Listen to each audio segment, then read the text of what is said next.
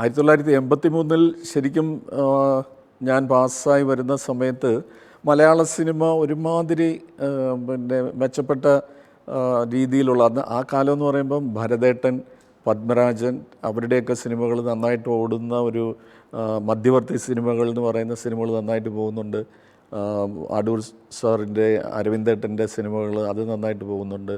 അപ്പോൾ അങ്ങനെയുള്ള ഒരു ഇൻസ്പയറിംഗ് ആയിട്ടുള്ള പീരീഡിലാണ് നമ്മൾ വെളിയിൽ വരുന്നത്. പക്ഷേ അവിടെയും ഉള്ള ഒരു പ്രശ്നം എന്ന് പറഞ്ഞാൽ അന്നും ഒരു പക്ഷേ ഒരു 70-80 സിനിമകളായിരിക്കും ഒരു വർഷം ഇറങ്ങുന്നത്. അപ്പോൾ ആ സിനിമകൾക്കും അതെല്ലാം ഫിലിമിലാണ്. അപ്പോൾ ആ ഫിലിമിലായിട്ട് ഷൂട്ട് ചെയ്യുന്നതുകൊണ്ട് ഏറ്റവും കൂടുതൽ സിനിമകൾ നടക്കുന്നത് മദ്രാസിലായിരുന്നു.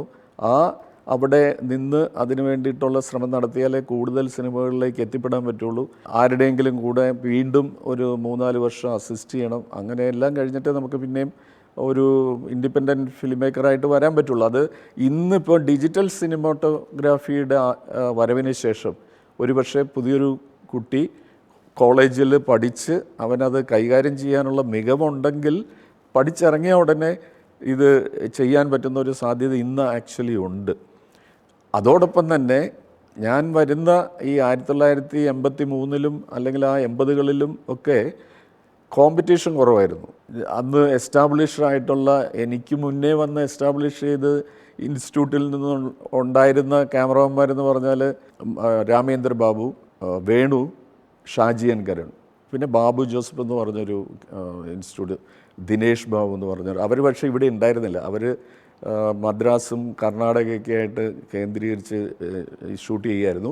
പിന്നെ ഓഫ് കോഴ്സ് മധുവമ്പാട്ട്. അപ്പോൾ ഈ 4-5 പേരേ ഉള്ളൂ നമുക്ക് അവരുടെ എന്താ പറയണ്ട, അവരുടെ കൂടെ മത്സരിച്ചിട്ട് വേണം നമുക്ക് നമ്മുടെ കഴിവ് തെളിയിക്കാൻ. ഇന്നിപ്പോൾ ആ മത്സരം കൂടിയിട്ടുണ്ട്. ഇപ്പം ഞാൻ അങ്ങനെ വന്ന് ചേരുമ്പോൾ കേരളത്തിലെ സിനിമാറ്റോഗ്രാഫേഴ്സിൻ്റെ യൂണിയനിൽ 45-50 പേരേ ഉള്ളൂ. ഇന്ന് രജിസ്റ്റർ ചെയ്തിട്ടുള്ള സിനിമാറ്റോഗ്രാഫേഴ്സിൻ്റെ എണ്ണം 550 പേരാണ്. ഒരു വർഷം 150-200 സിനിമകൾ ഇറങ്ങുന്നുള്ളൂ. So competition has become more vigorous. അപ്പോൾ അതുകൊണ്ട് തന്നെ നമ്മളുടെ സ്കിൽ സെറ്റ്, നമ്മളുടെ കഴിവുകൾ കൂടുതലായി പരിപോഷിപ്പിച്ചിട്ട് അത് മുന്നോട്ട് വെച്ചാൽ മാത്രമേ നമുക്ക് മറ്റുള്ളവരുമായിട്ട് മത്സരിച്ചിട്ട് ഒരു വർക്ക് കിട്ടാനുള്ള സാധ്യതയുള്ളൂ. അപ്പം ഒബ്വിയസ്ലി ദർ ഈസ് പോസിബിലിറ്റീസ്. അതോടൊപ്പം തന്നെ നമ്മുടെ കഴിവുകൾ, നമുക്ക് മടിയനായിട്ട് ഇരിക്കാൻ പറ്റില്ല. ഒരേ അളവിൽ ഒരേ ക്വാളിറ്റിയിൽ വർക്ക് ചെയ്യുന്ന നിരവധി പേരുണ്ട്.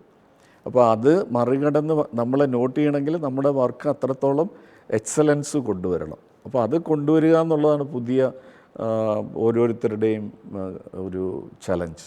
അപ്പോൾ ഒരു സിനിമാക്കാരനാകണമെന്ന് ഞാൻ തീരുമാനിച്ചത് 7ാം ക്ലാസ്സിൽ പഠിക്കുമ്പോഴാണ്.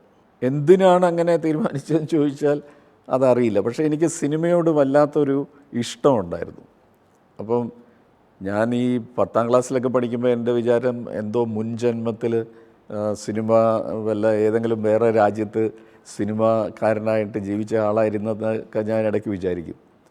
അപ്പോൾ അത് കാര്യം എന്ന് പറഞ്ഞാൽ ആ 7ാം ക്ലാസ്സിൽ പഠിക്കുമ്പോൾ തൊട്ട് ഞാൻ സിനിമയുടെ സാങ്കേതികമായിട്ടുള്ള കാര്യങ്ങളെക്കുറിച്ച് അന്ന് മനസ്സിലാക്കാൻ ശ്രമിച്ചിട്ടുണ്ട്. അപ്പോൾ അന്ന് നമുക്ക് ഈ ടെക്നിക്കലായിട്ടുള്ള ബുക്കുകളോ അതൊന്നും ഇല്ല.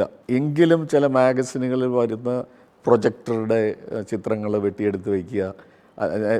ഞാൻ 8ാം ക്ലാസ്സിൽ പഠിക്കുന്ന സമയത്ത് കുറലങ്ങാട് സെൻറ്റ് മേരീസ് സ്കൂളിലാണ്. അപ്പോൾ അവിടെ പഠിക്കുന്ന സമയത്ത് അവിടെ ഒരു വലിയ തിയേറ്റർ കൺസ്ട്രക്ട് ചെയ്തു, അശോക തിയേറ്റർ. ഒരു അച്ഛൻ ഓൺ ചെയ്തൊരു പ്രീസ്റ്റ് ഓൺ ചെയ്തൊരു തിയേറ്ററായിരുന്നു. അപ്പോൾ ആ തിയേറ്ററുടെ പണി തുടങ്ങിയപ്പോൾ തൊട്ട് ഈ പ്രൊജക്ടർ ഇൻസ്റ്റലേഷൻ്റെ മുഴുവൻ സമയവും ഞാൻ ആ പ്രൊജക്ഷൻ ബൂത്തിലുണ്ടായിരുന്നു. എന്തൊക്കെയാണ് അവർ ചെയ്യുന്നത്, എങ്ങനെ. അപ്പോൾ ഓരോ ഇൻസ്റ്റലേഷൻ്റെ ഓരോ ഘട്ടത്തിലും അതിൻ്റെ ചിത്രം കാണാൻ പറ്റുന്നു, ശബ്ദം കേൾക്കാൻ പറ്റുന്നു. ഇങ്ങനെ അതൊരു വലിയൊരു ത്രില്ലായിട്ട് ഞാൻ നോക്കി നിന്നിട്ടുണ്ട് ആ ഒരു 3 ആഴ്ചക്കാലം. അപ്പോൾ അങ്ങനെ തുടങ്ങിയൊരു ഇതിൽ പിന്നെ അന്ന് ആ സമയത്ത് നമുക്ക് ഒരു പ്രൊജക്ടർ അല്ലെങ്കിൽ ഒരു 8mm 16mm പ്രൊജക്ടറൊന്നും നമുക്ക് ആലോചിക്കാൻ പറ്റില്ല. അന്ന് മാതൃഭൂമി ആഴ്ചപ്പതിപ്പിൽ ആ സമയത്ത് ഈ 35mm ഫിലിം ചുരുളിട്ട് പ്രൊജക്റ്റ് ചെയ്യാൻ പറ്റുന്ന പ്രൊജക്ടറുകളുടെ പരസ്യം വരുമായിരുന്നു. അപ്പോൾ ഞാൻ വിചാരിച്ചു ഇത് ഈ പ്രൊജക്ടർ പോലെയൊക്കെ നമുക്ക് ചെയ്യാൻ പറ്റുന്ന പ്രൊജക്ടറാണെന്ന് വിചാരിച്ചിട്ടാണ്. അപ്പോൾ പൈസ ഇല്ല, അപ്പോൾ 75 രൂപയോ മറ്റാണ്. അപ്പം പിന്നെ ബൾബ് വയ്ക്കാം, പിന്നെ റീലുണ്ട്. അപ്പോൾ ഇതൊക്കെ വെച്ചിട്ട് ഞാൻ എങ്ങനെയോ 75 രൂപ ഉണ്ടാക്കി ഇത് അയച്ചു കൊടുത്തു ഈ കമ്പനിക്ക്. അപ്പം 2 മാസം കഴിഞ്ഞപ്പോൾ ഈ പ്രൊജക്ടർ വന്നു. അപ്പോൾ ഒരു കറുത്ത പെട്ടി, ആ പെട്ടിക്കകത്തൊരു ബൾബിടാം, മുമ്പിലൊരു ലെൻസും ഉണ്ട്. അപ്പോൾ ആ പിന്നെ ഒരു റീലെന്ന് പറഞ്ഞാൽ ഒരു 25 അടി ഫിലിം ചുറ്റാൻ പറ്റും, 35 mm ഫിലിം. അതിൽ ആ പ്രൊജക്ടറിൻ്റെ കൂടെ വന്ന ഫിലിം എന്ന് പറയുന്നത് ഏതോ ഒരാൾ ഒരു കുപ്പി അടപ്പ് ഇങ്ങനെ പല്ലുകൊണ്ട് പിന്നെ തുറന്നിട്ട് തുപ്പിക്കളയുന്ന ഒരു ഷോട്ടാണ് അതിലുള്ളത്. അതെല്ലാം ഞാൻ ഓർക്കുന്നുണ്ട്. അപ്പോൾ അത് കൈകൊണ്ട് ചുറ്റണം. അപ്പോൾ അത് കൈകൊണ്ട് ഇത് പ്രൊജക്ടർ ചുറ്റിക്കഴിയുമ്പോൾ ഭിത്തിയിൽ അത് പ്രൊജക്റ്റ് ചെയ്ത് കഴിഞ്ഞാൽ ആ ഇമേജ് അവിടെ മൂവ് ചെയ്യും. അപ്പോൾ അതാണ് എൻ്റെ ആദ്യത്തെ പ്രൊജക്ടർ. അപ്പോൾ അതിനുശേഷം എൻ്റെ ചാച്ചൻ്റെ കടയിൽ ഉണ്ടായിരുന്ന കടയിലെ അടുത്ത് പിന്നെ റേഡിയോ റിപ്പയറിംഗ് ആയിട്ടുള്ള ഒരാളുണ്ടായിരുന്നു. അപ്പോൾ അയാളുടെ കയ്യിലൊരു 8 mm പ്രൊജക്ടർ ഉണ്ടായിരുന്നു. അപ്പോൾ എനിക്ക് വലിയ ആഗ്രഹം ഈ പ്രൊജക്ടർ കുറച്ച് നാളെങ്കിലും വീട്ടിൽ കൊണ്ട് വയ്ക്കണമെന്ന്.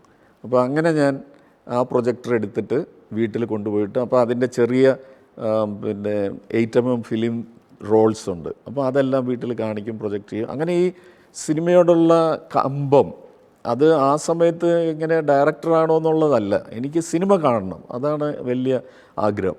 ആ ആഗ്രഹത്തിൻ്റെ തുടർച്ചയായിട്ട് ഞാൻ ചേർത്തലയിൽ ഭവാനി തിയേറ്റർ എന്ന് പറയുന്ന മെയിൻ അവിടുത്തെ ആദ്യത്തെ തിയേറ്റർ അതാണ്. ആ ഭവാനി തിയേറ്ററിൽ പ്രൊജക്ഷനിസ്റ്റായിട്ട് വർക്ക് ചെയ്യാൻ തുടങ്ങി. പ്രീ ഡിഗ്രി സമയത്ത് കോളേജ് വിട്ട് വന്നു കഴിഞ്ഞാൽ 6:30 മണിയുടെയും 9:30 മണിയുടെയും 2 ഷോ ഞാൻ പ്രൊജക്റ്റ് ചെയ്യും.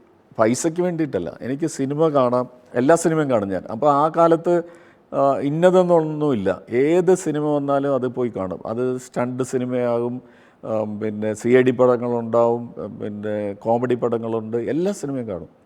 അപ്പോൾ പിന്നെ പൈസയ്ക്ക് വേണ്ടിയിട്ട് പോയി പ്രൊജക്ഷൻ ഒരു ജോലിയായിട്ട് ചെയ്തതല്ല, അത് നമ്മുടെ പാഷൻ്റെ പുറത്ത് ചെയ്തതാണ്. അപ്പോൾ അങ്ങനെ ഇരുന്നിട്ടാണ് ഞാൻ ആ സമയമായപ്പോഴത്തേനും എനിക്കറിയാമായിരുന്നു പൂന ഫിലിം ഇൻസ്റ്റിറ്റ്യൂട്ടിൽ പോയി പഠിക്കാം, അവിടെ ഒരു സാധ്യതയുണ്ട്. അപ്പോൾ അത് വായിച്ച് മനസ്സിലാക്കിയിട്ടുള്ള കാര്യങ്ങൾ വെച്ചിട്ട് ഞാൻ +2 കഴിഞ്ഞ ഉടനെ ആദ്യത്തെ എൻട്രൻസ് ഞാൻ എഴുതി. അന്ന് മദ്രാസിൽ എൻട്രൻസ് എഴുതാൻ പറ്റുള്ളൂ, അടയാർ ഇൻസ്റ്റിറ്റ്യൂട്ടിൽ, ഫിലിം ഇൻസ്റ്റിറ്റ്യൂട്ട് വെച്ചിട്ടാണ്. സൗത്ത് ഇന്ത്യ മുഴുവൻ കൂടെ ഒരു സെൻറ്ററേ ഉള്ളൂ. അപ്പോൾ അവിടെ പോയി ടെസ്റ്റ് എഴുതി. യഥാർത്ഥത്തിൽ ആ വർഷം എനിക്ക് കിട്ടുമെന്ന് വിചാരിച്ചു. Obviously I didn't get it. പിന്നെ +2 കഴിഞ്ഞ് ഞാൻ ഡിഗ്രിക്ക് ചേർന്നു. അപ്പോഴും പിന്നെ ഇതിങ്ങനെ ശ്രമിച്ചുകൊണ്ടിരുന്നു. അങ്ങനെ 79-ലാണ് എനിക്ക് പൂന ഫിലിം ഇൻസ്റ്റിറ്റ്യൂട്ടിൽ അഡ്മിഷൻ കിട്ടിയതും ഞാൻ അവിടെ പോയിട്ട് ചേരുന്നത്. അപ്പോൾ ആ ചെറുപ്പം തൊട്ടേ ഇങ്ങനെ ഒരു ഡെവലപ്പ് ചെയ്ത് വന്ന സിനിമയോടുള്ള താല്പര്യം അതിൻ്റെ യഥാർത്ഥത്തിലുള്ള പൂർണ്ണതയിലെത്തി. പഠിക്കണമെന്നുള്ള രീതിയിൽ അത് നമ്മൾ അവിടെ ചെന്നെത്തി.